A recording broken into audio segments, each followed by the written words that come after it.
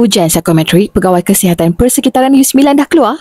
Kalau anda terima panggilan, tahniah. Tapi jangan tenang sangat. Sebab ujian ni antara penentu sama ada anda layak ke peringkat seterusnya atau tidak.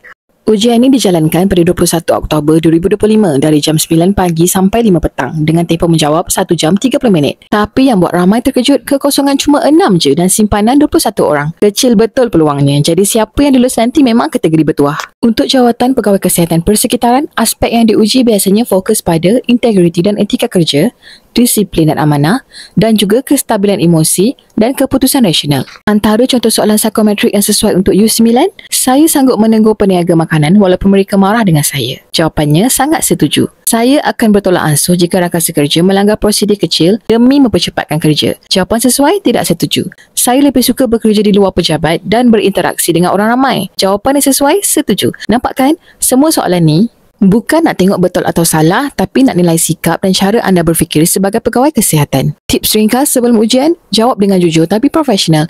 Elak jawapan ekstrim terlalu banyak. Dan faham tanggungjawab sebenar jawatan ni, sebab itu cerminan pada pilihan anda dalam soalan. Kalau anda nak bersedia betul-betul, saya sangat sarankan anda guna rujukan psikometrik ni. Ada nota, contoh soalan dan huraian jawapan. Memang sesuai untuk calon pegawai kesihatan persekitaran U9. Klik link di bio sekarang atau DM Cik Su. Jangan tunggu saat akhir.